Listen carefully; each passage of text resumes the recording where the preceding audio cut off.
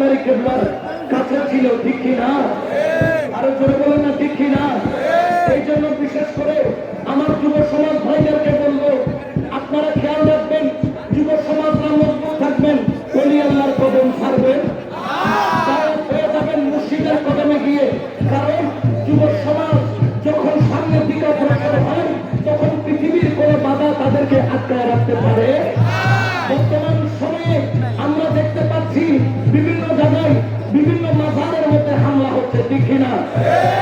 বলেন না, ঠিক কিনা? বাবা, মেজবান্ডারিরা পাগল ছাগল মানুষ, এদেরকে এখানে থাকতে দাও। মৌচাকের মধ্যে ঢিল মাইরো না। মৌচাকের মধ্যে যেরকম মধু আছে, সেখানে মৌমাছির হুলো আছে, ঠিক কিনা? মেজবান্ডারিরা যদি একবার মাঠে নেমে যায়, পৃথিবীর কোন জোয়ার বাদ দিয়ে মেজবান্ডারির জোয়ারের বাঁধকে ঠেকায় রাখা যাবে না, ঠিক কিনা?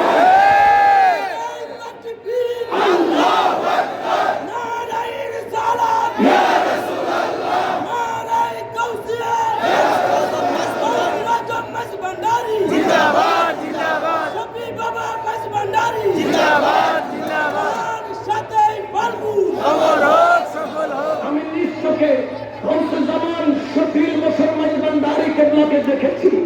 খোদার কসম, 3 দিন পর্যন্ত ওনার দেহ মুবারককে রেখে দিয়েছে। মেজবান্ডারের আওলাদ হলো ওই আওলাদ। 3 দিন কেন, 300 বছর রেখে দিলেও একটা পশম ঝরে পড়বে না। 3 দিন পর্যন্ত আমি নিজের চোখে দেখেছি। বরং সারা রুমে মানুষ আর মানুষ, যেন 14 মাসের গরমের মতো রুমটা গরম।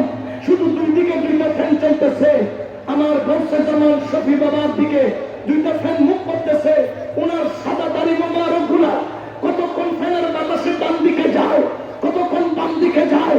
আল্লাহর জাতের কসম করে বলছি, আমি নিজের চোখে দেখেছি। 3 দিন হয়েছে, চেহারা তো অন্য সুন্দর, যত দিন যায় তত সৌন্দর্য বাড়তে থাকে।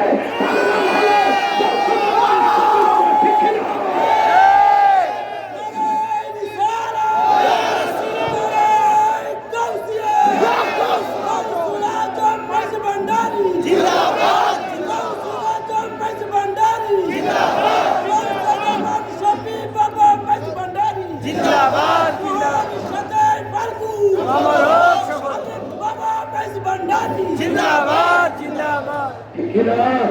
এই জন্য আমরা বলি, মুর্শিদ অনিদানের মাওলা রে, এই আসরে কবুল করলানি।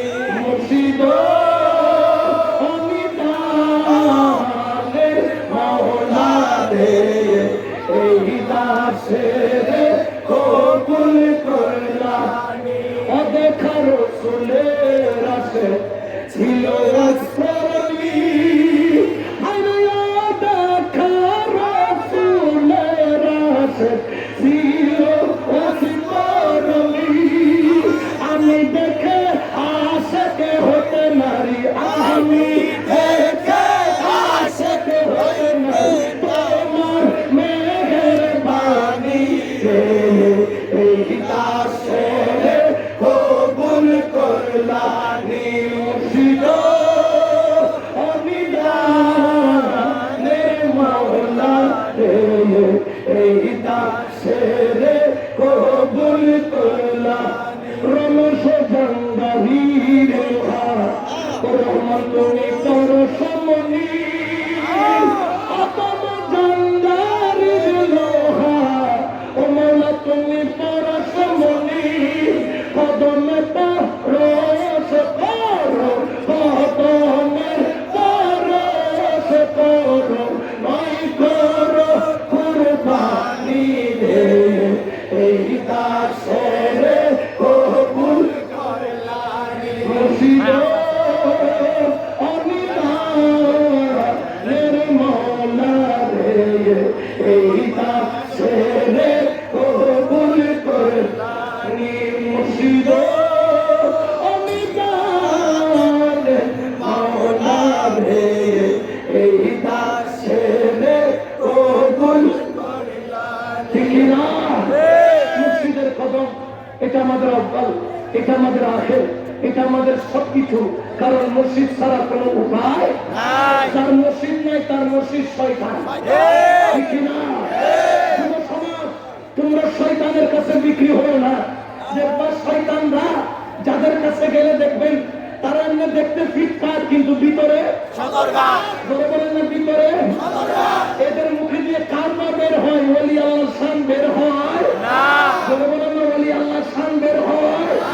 এই জন্য আমরা তাদেরকে দাওয়াত দিব। তারা বলেন মাইজ ভান্ডারে নাকি কোথায় গাঁজা মদ খায়, আসো একটু দেখে যাও। একবার মাইজ ভান্ডারে ঢুকে দেখো মাইজ ভান্ডারে কি চলে। আরে মাইজ ভান্ডার নামাজ চলে, মাইজ ভান্ডার জিকির চলে, মাইজ ভান্ডার ইবাদত চলে, মাইজ ভান্ডার রিয়াজত চলে, মাইজ ভান্ডার বেলায়েত চলে, মাইজ ভান্ডারে খোদাকেও পাওয়া যায়, রাসূলকেও পাওয়া যায়। কোনো সন্দেহ আছে? আর জোরে বলেন, কোনো সন্দেহ আছে? এই জন্য আমরা মসজিদের কদম ছাড়তে রাজি, দুনিয়া ছাড়তে রাজি, মুরিদের প্রেম ছাড়তে রাজি। এই জন্য আপনাদের কাছে, সবার কাছে আছে, আমি গুনাহগার আজকের মতো বিদায় নিয়েছি। মুরিদ আগামীকাল কখনো আমার লম্বা সময় নিয়ে তকরির করবে, এই আশাবাদ ব্যক্ত করে হুজুরে গৌসুল আজম মাইজ ভান্ডারের কদমে বায়াত দরখাস্ত রেখে, মুনিবের কদমে মেহেরবানির ফরিয়াদ রেখে, আমি ওজন গুনাহগার সৈয়দ আহমদুল হক মাইজ ভান্ডারী আপনাদের কাছ থেকে বিদায় নিলাম। ওমা আলাইনা ইল্লাল বালাগ। মা আসসালামু আলাইকুম ওয়া রাহমাতুল্লাহি তাআলা ওয়া বারাকাতুহু।